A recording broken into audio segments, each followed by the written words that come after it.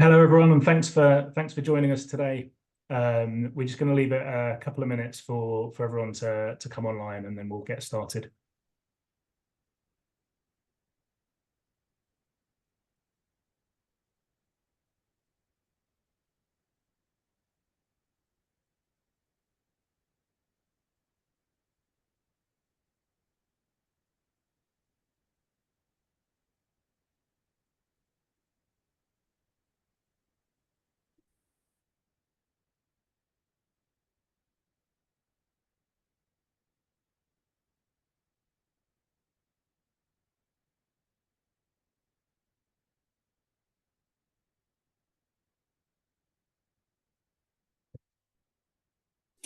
I think that's probably enough time for everyone to come on board.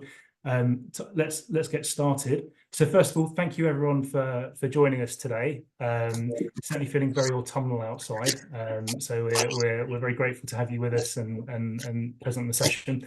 My name is Stuart Lewis. I'm the CEO and co-founder of Restless. We're obviously very passionate about age inclusivity and age diversity, and we'll talk a bit more in over the course of the session. I'm going to be the host. I'll talk you through a few slides just to set the scene as to why we believe age inclusivity is more important than ever. And then we're going to open it up to our wonderful panelists, who I'm sure you'd all rather hear much more from than myself. And we'll have an open discussion around a lot of themes around some of the initiatives that these individuals, these organisations are pioneering and championing with regards age inclusivity. I always think it's very nice having the theory and some of the backdrop from organisations such as us, but actually it's really nice to hear from fellow practitioners the kind of warts and all, some of the challenges, some of the wins that they're having and how they're approaching that. In terms of questions, please ask questions as we go through. We probably won't break to answer them midway through the session, but we will make sure we'll have 10 to 15 minutes to kind of answer and have a robust Q&A session at the end. And obviously, if we do get timed out on questions, we can feel free to fire your Q&As through afterwards, and we'll do our best to come back on responses. But without further ado, let me start explaining why we believe age inclusivity is more important than ever. So, who are Restless? So Restless have been around since 2019. We're very passionate. Sarah and I set the business up based off personal experience from our family around the struggles of transitioning in midlife and in midlife and into retirement.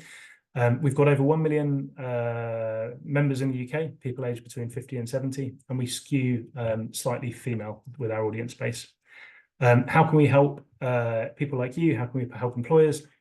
Access to a motivated, incremental talent pool of experienced workers, rich employer branding opportunities, and advice and support on maximising the benefits of an age-diverse workforce. So why should we care? Well, 71% of the UK's employment growth over the last 30 years has come from workers aged over 50. So this age group really is the dynamo of both economic and employment growth over the last 30 years. It means that today, 1/3 of the UK workforce is now over 50. People often said when we were setting up Restless, is this a niche? Is this kind of people? Is it really something we need to worry about? Do you need to worry about 1/3 of your workforce? Absolutely. And when you think about population growth and demographic changes, actually the vast majority of the UK population growth is coming from individuals aged over 50. So actually that trend is not going to go away. And actually that 1/3 today will become even more and will become more and more reliant on embracing and engaging with workers of all ages in the coming decades ahead. When you put it into graphical format, and this is one of my favorite slides of all time, is when you look at the absolute employment numbers by age group, you see actually there are fewer 18 to 24-year-old workers now than there were 30 years ago. We've had relatively full employment levels with most age groups, but what you've seen is that really thick green bar kind of increasing over the last 30 years as more and more workers aged over 50 are meaningfully continuing to contribute, drive initiatives and build in that workforce area. But it means that this is going, again, to this point, it's already important. When 1/3 of the workforce, very few organisations are spending 1/3 of their time thinking about this 1/3 of the workforce. But it's only set to get bigger. as time evolves.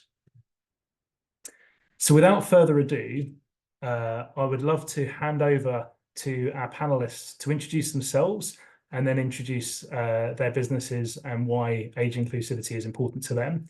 I've gone alphabetically. So Alexandra, with an A, would you like to kick us off? Thank you very much. So I am Alexandra Hopkins with an A and an H. I'm the Assistant Director of People here at Paradigm Housing Group. That's effectively the head of HR. Paradigm is an affordable housing organisation, so housing organisation based in the southeast. We manage and own around 17,000 homes, which are available for affordable rent, social rents, shared ownership. We're a charity, and we employ around 650 people. We're based in just outside High Wycombe. So inclusivity and creating a sense of belonging in the workplace, it's not new for us, but as a growing organisation, formalising a lot of programmes and putting some structure around creating opportunities to be more inclusive is quite new. So being part of panels like this is really it's great. It's an amazing opportunity for me, but a great opportunity for me to learn from others as well. It's important as a charity, as a housing organisation, that we represent the communities that we work in. So ensuring that we have a fully diverse and a very richly diverse employee population is incredibly valuable to us. Not only from a life experience point of view, so when thinking about age inclusivity, our more experienced element of our workforce have lived experiences, which means that they can empathise with our customers in a slightly different way to someone who may be entering the workforce and might have slightly less life experience. But there's also a huge amount of value to colleagues as well when we look at mentoring, supporting, coaching and managing individuals as well. So it's a little bit about who we are and why age inclusivity is important to us. Thank you very much, Alexandra. Nick, would you like to go next? Of course. There we go. Good afternoon, everybody. So I'm Nick Ord-Paulet. I set up TIB about 11 years ago, and we specifically recruit mature workers. So we look for people with strong transferable skills, mainly from backgrounds in the police, emergency services, military, engineering and trades. And we help them to get work within schools as caretakers, site managers, any of the other school estates roles. We have a candidate pool of about 5,500 candidates, quite a lot of them through Restless. I might put a small plug in there. We found Restless provides a really good sort of caliber of candidate, a lot of engineers, a lot of ex-military and things, exactly the people we look for. And we place them into the schools. It's very rewarding work. It's suitable for sort of people with practical skills. Obviously, quite often we have people who, particularly engineers, for example, they might have started off in a practical role. They've ended up working their way up through the company into management, into more serious, more sort of senior positions, and actually come out the other end at the top, and they want to get back to using their hands. They want to support in the community, and they want to help local schools. So it's a very positive thing. But I think there's certainly some sort of pretty big themes as to why it suits mature workers, and also why mature workers suit the role. I think the nature of temporary work, most of our work is temp cover while schools are recruiting or during sickness, and that is, and we find that kind of flexibility that we can therefore offer to workers is hugely valued. And whenever we ask for feedback from all of our candidates and all of the schools constantly, which is extremely positive. But the one word which always comes out through the candidate side is the flexibility that we can offer, which is the thing that they value above anything else. So that's us. Thank you very much, Nick. Sian, would you like to go next? Yes, absolutely. Hi, everybody. I'm Sian Dodd from Toyota and Lexus. I actually work in the Academy, which is our learning and development arm supporting our network of dealerships around the UK So we are a franchise sort of support in that sense, if you like, working with all our dealerships to help them find, recruit, retain talent. And what I would say from the perspective of, why we've got involved in working with Restless as well, is that we're finding that as everyone is, I think, that, every sector's facing disruption at the moment from competitors. Support for staff development and engagement now has become really, really important, and finding and retaining those quality people has become a massive strategic priority for automotive in general. So I think what we're finding is the majority of our dealerships really don't have the right capacity and the right people in place to meet today's needs, our customers today, to meet 2025 targets, if you like. So staff shortages, vacancy rates are at a 20-year high. So we have a real commercial need to be bringing on board the right people into the right roles.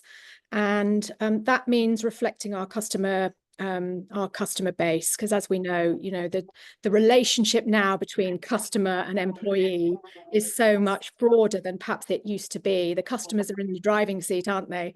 Pardon the pun for a Toyota employee. But I think in order to face our competitors now, who are very agile, they can do things quickly. You've got Cinch online responding to customer needs. We need people in place in the dealerships who really do reflect our customer strategies. And that means hiring people in with the right experience and values, I think, that really reflect our customer values, and working in the right ways as well. So that's why we've got involved with Restless, and so far so good. We're really finding some fantastic relationships are coming on board. So thank you. Thank you, Sian. And last but most certainly not least, Vicky, would you like to introduce yourself? Yeah, hi everyone, I'm Vicky Bauer. I'm the Head of Diversity, Equity and Inclusion for the Maritime and Land sector of BAE Systems. BAE Systems is a defence-led aerospace and maritime company. We have a presence in over 40 countries worldwide, with approximately about 100,000 people working for us. And if I just take the UK, we're just under 50k people working within the UK. For us, it's really important because by the very nature of some of the work that we do, some of the products we've built, that these are things that will go way into the future. But we're an organisation, a company where we have, in fact, I know we have 5 generations working for us, and sometimes they could be from the same family as well. So it's sort of company that people come and want to stay in when they do get in. And by the very nature of the work we do, which is mainly our customer is the MOD and its equivalents in different countries. So for us, it's really important recognising those different generations, and that actually, the people who were born and bred in the company, as I call it, have got 40 years plus service, think very differently to our young apprentices and our early careers intakes, which is starting to be one of our growing and biggest population intakes. So for us, it's really important to understand those differences, and how do we create an environment, a culture where all different opinions are respected and valued, and also thinking about, from a health perspective, the different health consequences that come with that as well, considering a lot of our employees are over the age of 50. That's just a little bit about what I do and what and the company. Thank you very much, Vicky. And I will stop sharing my screen and open up to the panel. So first of all, thank you all very much for being here. We know that many of the people listening today are very, very keen to hear more from you guys and how some of the initiatives you're talking about. When we start with looking at the employee value proposition, I think one of the things we've seen time and time again is that flexibility is really, really important for many in this demographic. It works both ways. So it's both a real benefit to employers who need flexible workforce. So some of the stats that I like talking about, like 40% of all part-time workers are over the age of 50. If you go back 20, 30 years ago, employers would have traditionally always gone to a student workforce for that type of part-time employment. Actually, increasingly, it's looking at this demographic as a key driver of it. flexibility was something that many of you talked about just now. Like, to get us started, Nick, do you want to talk about kind of some of the initiatives you've taken in this space to kind of offer flexibility, but also, I guess, benefit from the flexibility from and how that kind of works itself together from an employee proposition? Oh, you're on mute, I think. Oh, you're on mute. Yeah, sorry, there we go. Yeah, no, as an agency, we're providing temporary work, so that gives us a slightly unusual ability to offer that kind of flexibility to people, so they can pick and choose which work they take and don't take. Which works very well for them. Like, as I said in sort of intro, you know, it's the, you know, when we get feedback, the number one word we hear constantly is that flexibility. That's what they want and the choice. And it might be for quite a long time. You know, they might be our average assignment is 3 months, but we've had people in for 3 years before. You know, they don't want to take on that sort of permanent role, but they might be happy to be full-time for 6 months, and then they might take 3 months off. But sort of dropping in and out, also not just choosing the sort of when, but also where they work, the area they cover. They don't want to be commuting into tricky areas and things. It's just that sort of level of choice and flexibility in the work is definitely sort of number one thing that they always raise. And I think when we've spoken before, you've talked about this concept of kind of long, medium and short-term leave for employees, which is quite a novel concept. I wonder if it might be useful for some of our listeners to hear more about how you think about it, how you came up with it, and kind of how popular it is, I guess. Yeah, definitely. So whenever we phone out assignments, or we offer out the assignments, the school will come to us and say, we're looking for someone to cover these hours or full-time or whatever it is, and we will then try and find someone to fill that. If that operative at that point says, look, actually, you know, I want to take a pause for, it might be a week or 3 months, or up to about 3 years, we'll just pause them on our system. So we won't trouble them, offer them any work, but equally we're not removing them. And then we can then go back to them after that period and you know, and start to offer them work again. So no, I think that kind of flexibility, and it's for all sorts of different reasons. It might be for they've taken other work. It might be that they want to look after parents or children or grandchildren, sort of family responsibilities, or they just want to go traveling, renovation, you know, all sorts of manners and reasons. But I think that's certainly very popular versus, you know, sort of leaving full stop and then having to come back, re-interview and go through all of that process again. No, it's very important. And it makes so much sense. Everything we've seen from official ONS data through to kind of anecdotal from our community is that often people will prioritize flexibility over monetary reward because priorities have changed for one reason or another. One of the other topics we were talking about a group on flexibility was actually like partial retirement. And I don't know if you want to talk more about that or any other initiatives you guys have employed from a flexibility perspective that you find are resonating particularly strongly. For me, sorry, no. So Vicky had a really good example of partial retirement. I want to hear more about that, and then I can chip in with some other flexibility bits later. So yeah, for us, it's actually becoming quite crucial. People are working a lot later than they were into years they probably thought they would be retired by now, but also there's the skills and knowledge and expertise that they've built, that kind of intel that they've got as well. And for us, recruiting so many more early careers people, we need people to come and give back something as well. So one way that we're finding that we're able to retain employees by offering them sort of partial retirement, and them doing, you know, still being able to give something back. So the feedback we've had from some people, certainly, who have retired and then come back to us is, I wasn't really ready for retirement. I kind of had this routine. I used to come in, I did what I needed to do, or I worked flexibly, but I'm at a loss now. And I just don't know what to do with that time, especially those that can't now really afford to retire in the way that they probably thought they could in the past, you know, with the cost of living crisis. So they feel they're giving something back. We're benefiting from that knowledge transfer, but also it means we're not losing that expertise or skills. So for us, it's really valuable that we do everything we can to retain those people or attract them back if they've gone on terms and conditions that suits them, but also helps us from a business perspective.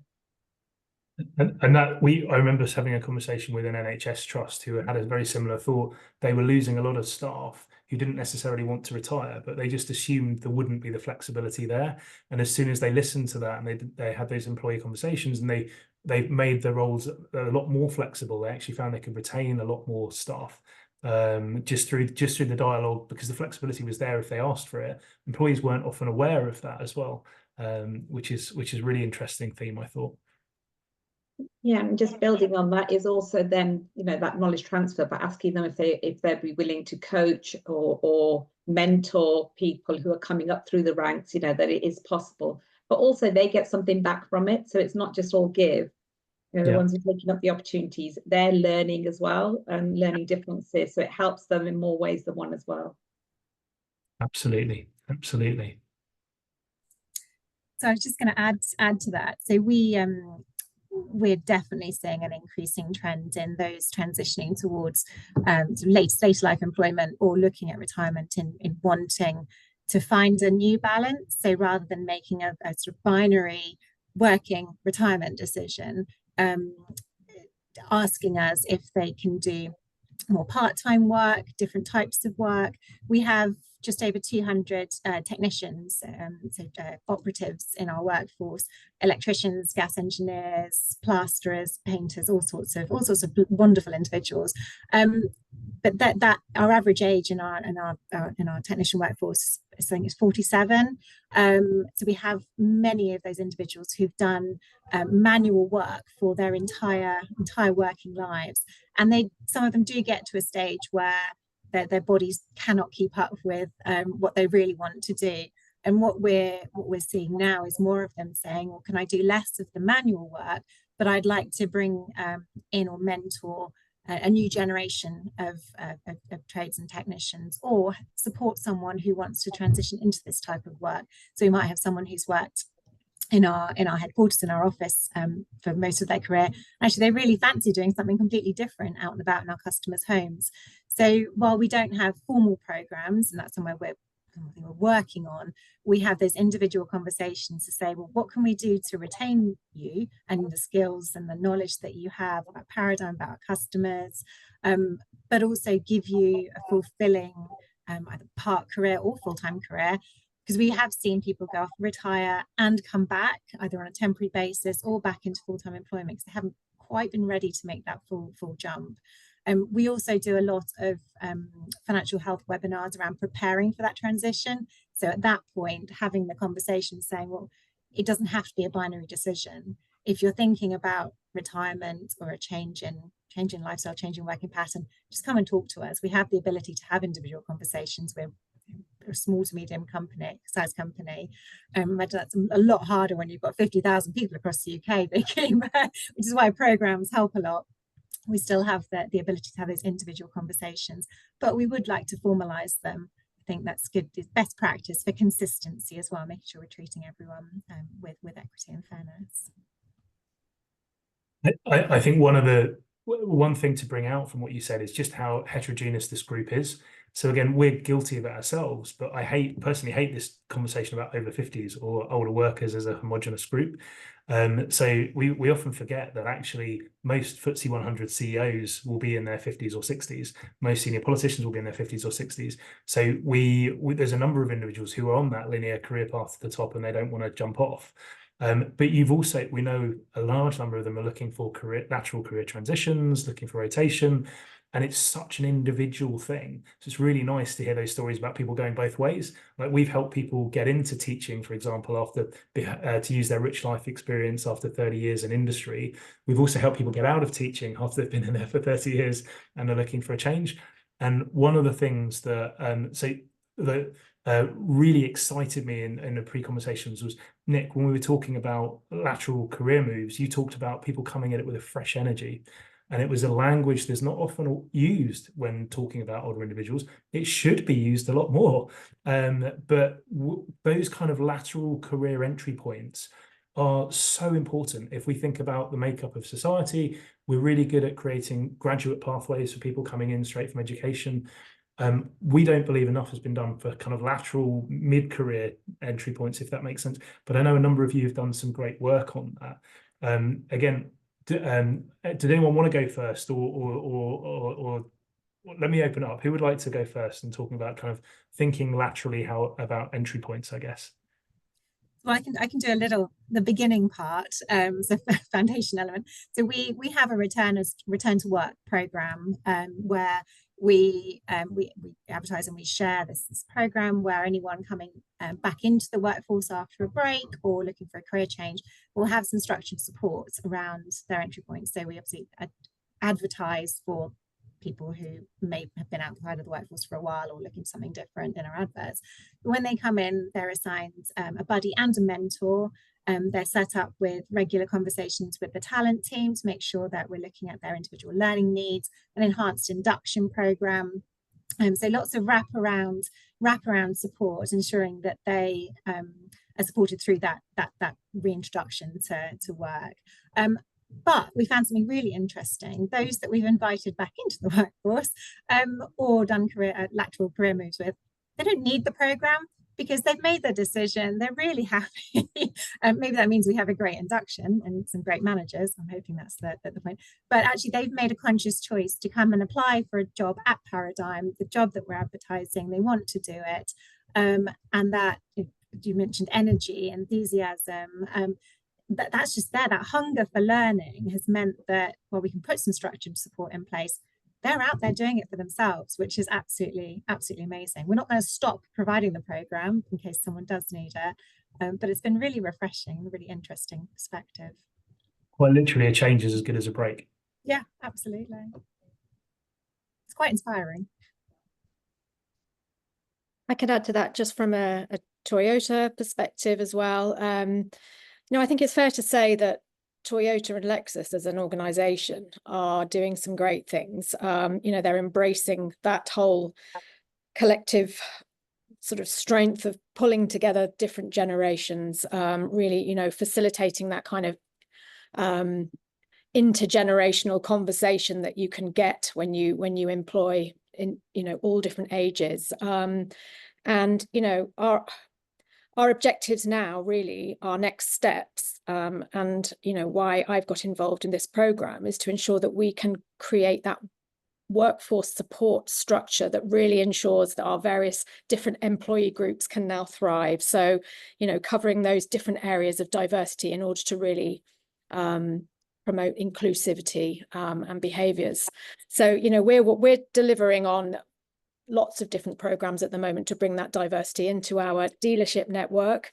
We've got Toyota, we've got apprenticeships in, that people traditionally think of as being our technicians coming into the workshops, but they are for everybody. We've got modern retail apprenticeships now for all ages. We've got, 55-year-old digital marketer that just came on board into one of our dealerships quite recently. And these flexible offerings to our network of dealerships by partnering with Restless, and we're doing the same with Not Going to Uni. We're working with the Ex-Armed Forces Group, Career Transition Partnerships, their Chance for ex-offenders. These really do help shape the whole workforce to kind of really reduce that skills gap. So we're doing some really exciting things, and what I would say is you get that excitement and spark when you bring in those different generations, and the whole mentoring piece comes to life as well. So yeah, lots going on at Toyota at the moment. Yeah, I think on the lateral transitions piece, we pretty much only take on people who don't come from an educational background. So we place people in schools. Probably about 1% of our candidates are from an educational background. So we really specialize in exactly what you've been mentioning, this sort of lateral moves. And we mainly look for people from sort of emergency services, military backgrounds, and then engineering and trades. So they're all quite different, but either from a sort of security, compliance, obviously sort of services forces background, or the more practical skills you get with people who've been in engineering backgrounds and trade backgrounds. But they've got so much to bring to the school environment and all these skills, and often they don't. We've got some pretty, our average is great, but we had the former head of operations for Rolls-Royce, who was a caretaker in a local primary. We've currently got the former head of operations and strategy for HomeServe, big national company, who's a caretaker in a local primary. this at the moment. So often, and those are our kind of headlines, they're really amazing people. Often they started in practical roles, they worked up through, and then sort of come out, you know, want to get back to using their hands and actually supporting and being part of the team in that way. So I think you mentioned as well, you know, often they value flexibility over sort of financial remuneration. I think you mentioned before, Stuart, which is really important. Actually doing something which is really rewarding, you know, working within a school team, being part of that team, and obviously ultimately helping the education of the children. But I think, yeah, using those skills, you know, they don't want to go back to, well, some people do want to go back to uni, but people who want to join us often, you know, they want to use their existing skills. They don't want to go and completely re-qualify. You know, they want to use what they've got, and you know, to do something really rewarding is really critical as well. Yeah. How do you think about, because the skills are related but not directly correlated, and actually you need people who are highly skilled to perform a lot of those practical roles. How do you go about that kind of mapping from taking people from blue light services, for example, and giving them the skills, or assessing the skills for becoming a caretaker, for example? So we have sort of two key requirement areas, very different. One is the sort of DIY maintenance ability, and the other is a community background, which is quite unique. And in terms of the DIY skills, you know, we just run through what their DIY skills are. But, you know, to be a school caretaker, you don't need to have a qualified trade. It's really useful if you do, but you don't need it. But you do certainly need to be, you know, a highly competent kind of home DIYer. So we run through what they've done. I think the sort of people we take on tend to be very responsible. That's one of our sort of big things, mature and responsible. So I think, you know, they're not going to sort of blag being able to do something they can't do. They're just not in it for that reason. So I think, you know, we can have a sort of open, transparent conversation about what level of skills they are. And then the other big area is that community bit, which again, most, you know, 99% of police officers, you know, they join for the right reasons. They want to support the community and help, and so we require all of our candidates to have some kind of community, voluntary, or charitable background, which is our sort of them evidencing that they actually want to be a part of the community and help the school, and they don't just need a job. And that's probably, as you know, I would value that as being see that as being as important as their maintenance ability, really. But beyond that, you know, you might have a trade, for example, who's got that, who can bring their trade into the school environment, which is obviously hugely valuable, saving the school, you know, a lot of money often, and time, and meaning that they can crack on and to do things. You know, whereas the you know, more police might have more of a sort of community, or that sort of back. Also, security really important in schools, the compliance, safeguarding, again, sort of police things. But I will actually say as well, an awful lot of our police, originally we only had retired police officers, that was our niche, but unfortunately it was a bit small.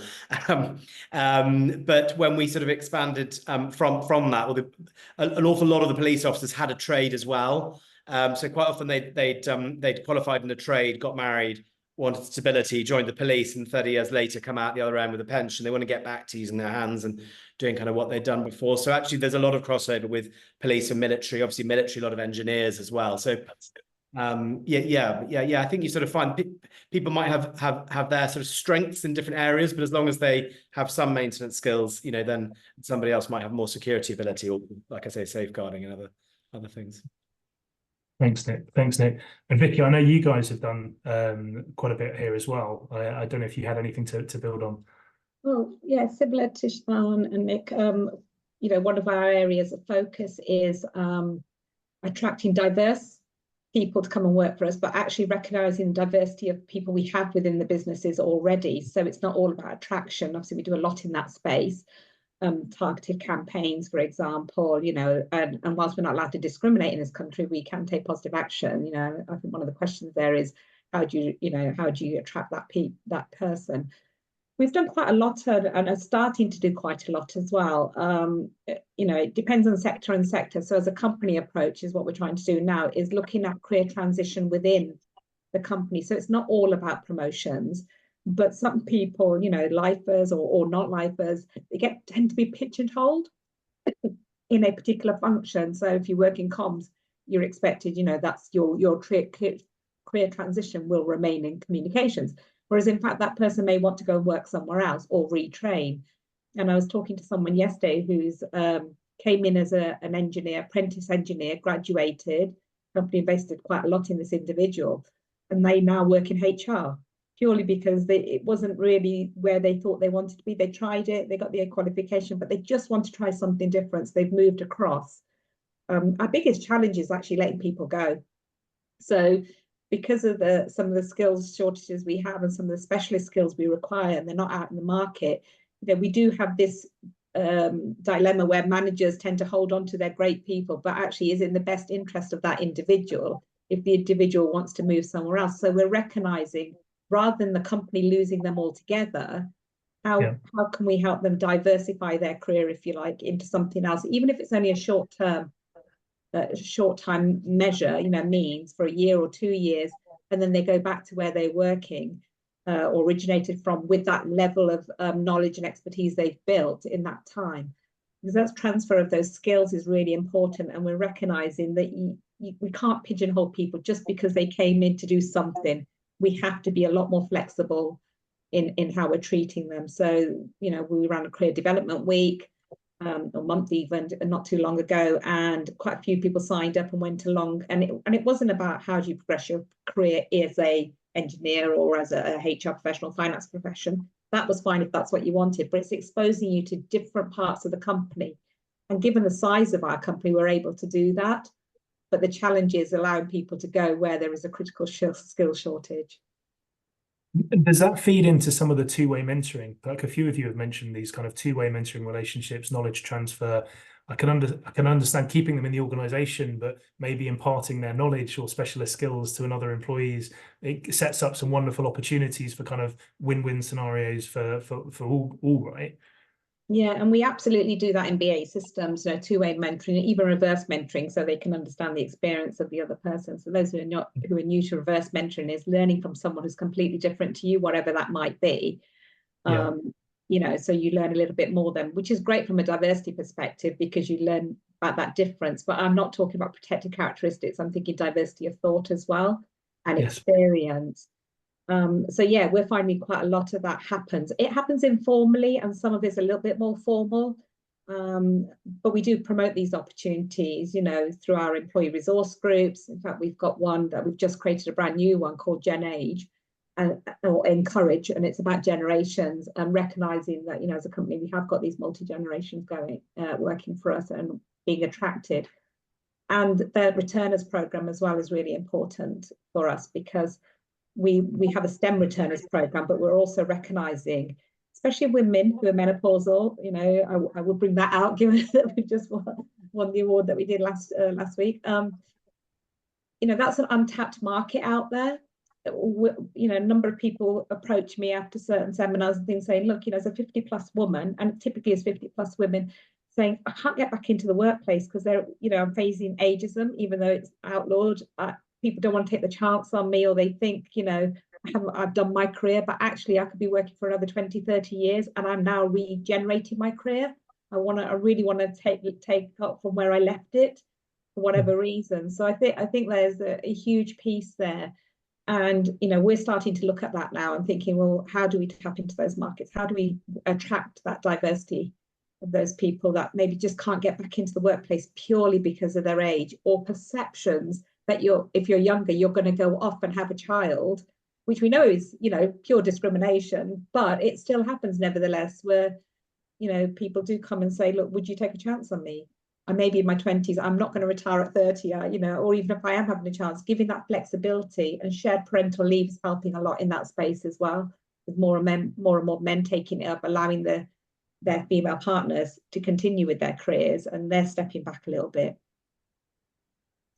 And I mean, I'm really pleased you picked up on the kind of ageism as a topic. So we know ageism is very rife, despite it being a protected characteristic. It's very commonly sort of talked about, and people have a very poor understanding of actually what it is, how things can affect it. But one of the things I've been fascinated around by it is, if you think we're really good, is this link between age and hierarchy. So we're very good at respecting age when it's followed a linear career path to the top, as the comment before about FTSE 100 CEOs or senior politicians. Employers are increasingly waking up to the benefits of kind of a more flexible dynamic workforce on the front line, and actually a highly skilled, rich life experience that kind of a lot of older candidates will make a perfect frontline employees. Middle management is one of the areas where we see ageism really bite. Too often people are told, which is you're overqualified.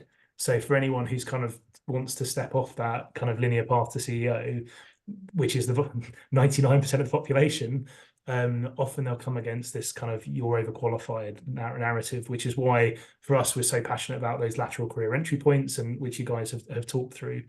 I think it might be an interesting point to start to kind of segue to talk about some of the support, because I know you pioneer things like employee support groups, menopause support. I don't know if you now is a good time to kind of talk about some of those initiatives and kind of some early kind of learnings you've had from them. Yeah, so the we have employee resource groups across all protected characteristics, and some that are not, such as veterans and you know, as an example. But our most successful one, I would say, is our Pause for Thought network, which is providing its peer support for anyone experiencing menopause. And we have people who have medically experienced menopause through medical reasons, where they've had a forced hysterectomy, or some very young people, you know, in their very early 20s, who literally started menstruating and then stopped and experienced the menopause. So, you know, through natural means, they've never really, you know, there's a challenge there. But the peer support groups are really vital for us, because it shows that there's a community of people that you can turn to. So it's not always, you know, about turning to HR or turning to Occ Health or people like that. You just want to have a chat with someone who may resonate with what you're going through, and they spread the word.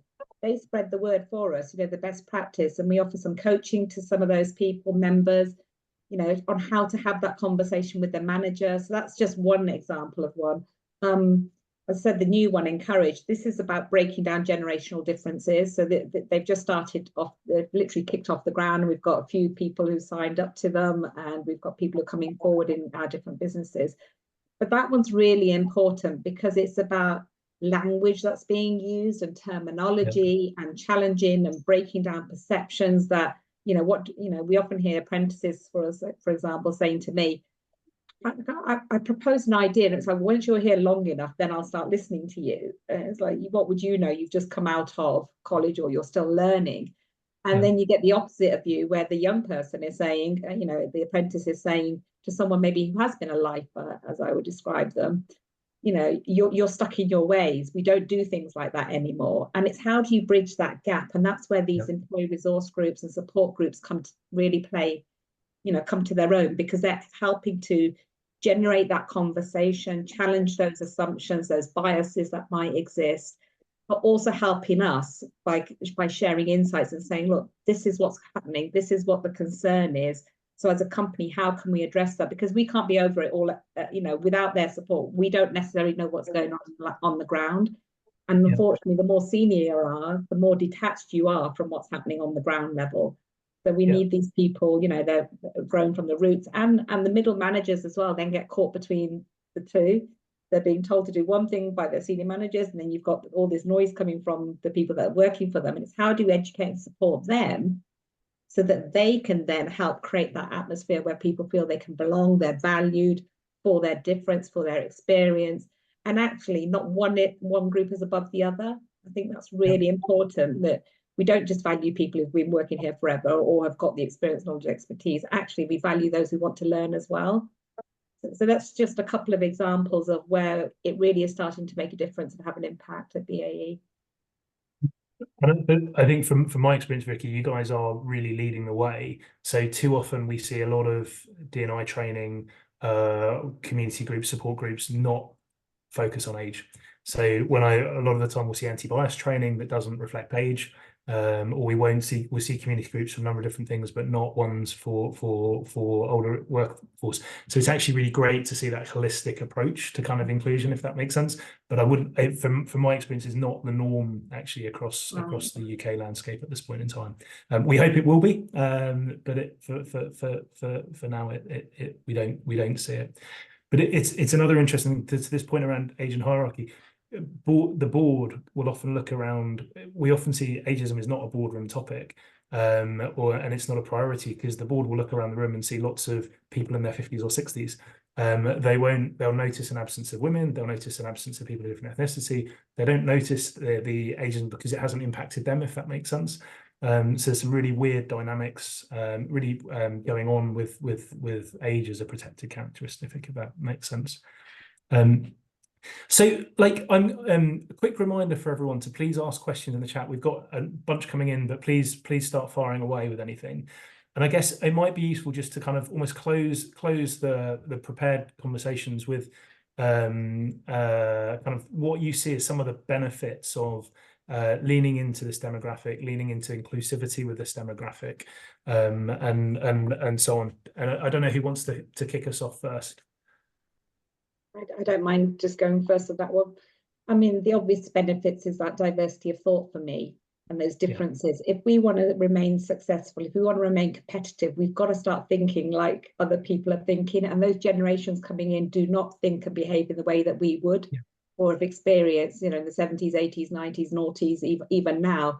So we've got to start listening to those different voices and hearing them. So not just listening, but actually listening and hearing them. And then weave that into the everyday. Otherwise, we just can't stay competitive. As a company, we won't be able to deliver what we need to do.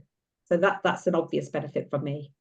Yeah, I'd echo that. Diversity, you won't see a broader diversity of thought actually than cross dimensions, but those multi-generational teams can be so powerful for driving not just workplace cohesion, workplace diversity of thought, but also social cohesion. I think that's a really powerful point. For us, sorry, go ahead. For us, it's right back to the beginning. It's about employing or having an employee base that's representative of the communities we work in. We need to design services, and excellent services, that meet the needs of our customers. So 17,000 homes at the moment. That started from a handful of homes 30 years ago. In another 30 years, it might look very different. So we need to be able to scale services, but ensure that we're delivering those services in accessible ways.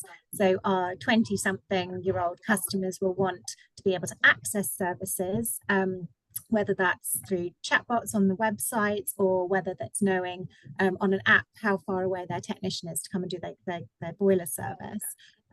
Our older customers might never look at our website. They still want to receive a paper newsletter, and we need to ensure that we're designing all of our services, our practices, our policies to be inclusive to our customer base. And we can only do that with an employee base that understands, that can empathize genuinely with those experiences, and not assume because someone is older or younger that they might use services or want services in a certain way. So while we're not necessarily competitive, we don't have competitors in the sector, we compete with the talent as well. So we need to ensure that we can be attractive. We are a charity. We can't pay London salaries, and we're on the edge of London. We need to be mindful of ensuring that we're promoting our purpose, the purpose of the organisation, and why this is a wonderful place to work for everybody. And actually, being age inclusive is a great way to do that, because we can attract the best talent, the best people into the best jobs at the right time. Thank you, Alexandra. Sian, do you want to?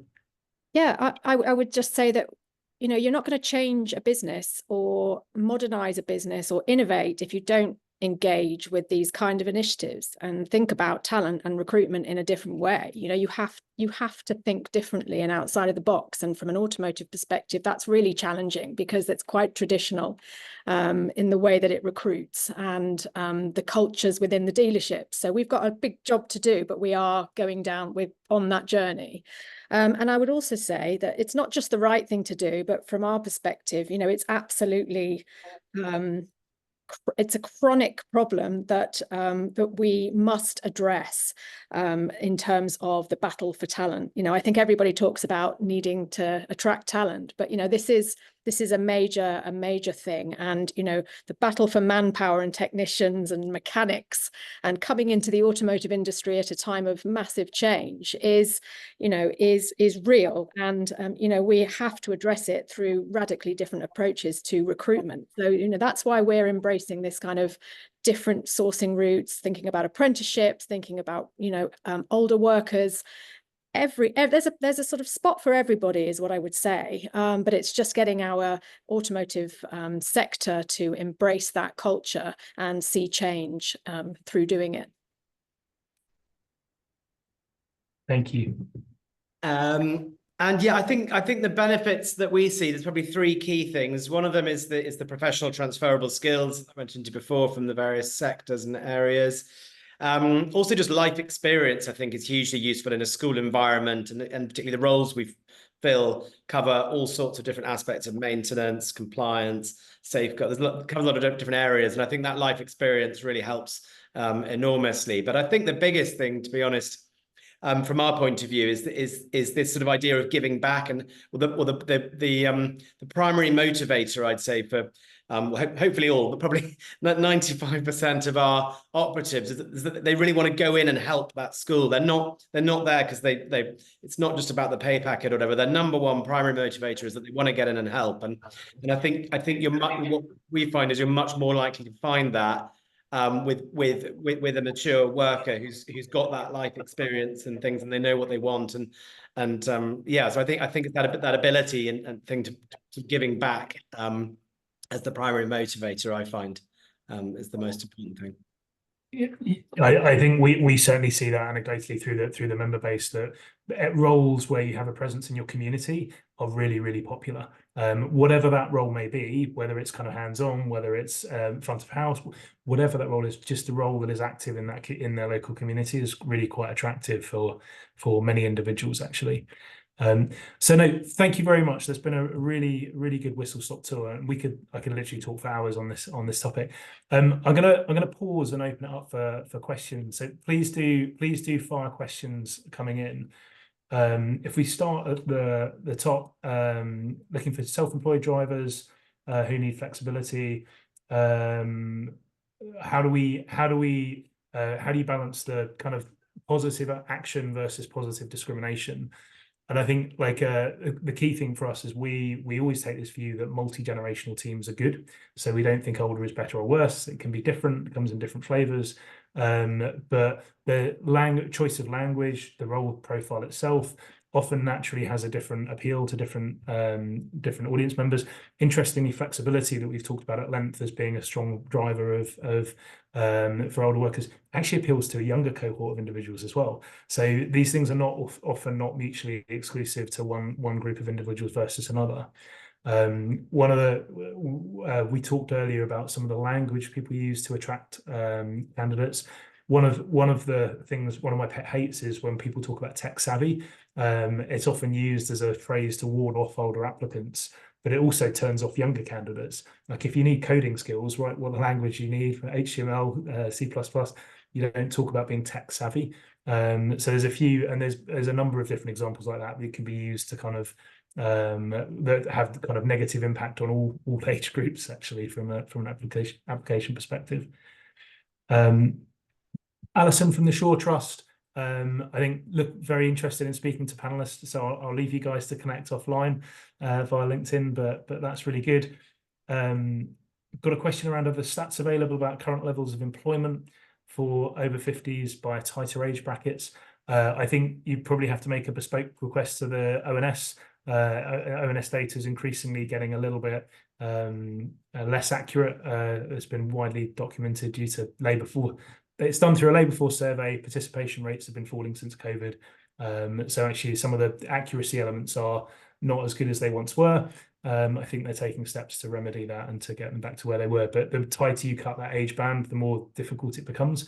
What we do know is that people see a glide into retirement. So increasingly, I think the last time I looked, workers in their 50s, 75% of workers in their 50s were full-time, 25% were part-time. In 60 to 65, it was about 50-50. And as you get above state pension age, actually 75% of workers are working part-time, 25% full-time. And all of the time employment rates kind of glide lower, if that makes sense. But yeah, but ONS data is very interesting for if anyone's got a penchant for getting stuck into the numbers. Union rep with emergency services, representing someone due to ageism. How would we try and change the mindset of management to show that the older generation still have a lot to offer in terms of experience versus turnover stuff? I'm going to open this one up. I've got a few thoughts, but any thoughts on how you guys have had success changing attitudes of management towards this demographic, and actually challenging some of those negative perceptions of ageism that probably just haven't caught up, like as societies think. Any takers? I think I started for 10. So you're trying to move a mountain here. I think we're starting with a very, very big organization. But if I was to do something in this organization, I would start trying to win those hearts and minds with data, and trying to look at the performance data, productivity data, or any data I can get my hands on, and demonstrate, along with a huge raft of external data that supports the argument for having a diverse workforce to start with. So start with the basics. Diversity makes business sense, and then focusing down on the individual protected characteristic and saying, well, actually, if you have an age diverse workforce, these are the benefits. These are the performance or productivity stats from our organization or our area, our directorate, however you want to break it down, and building that compelling narrative through the use of data, which, I mean, sometimes they argue, but should not be argued with. Data's data. Build the narrative and then try and win those hearts and minds.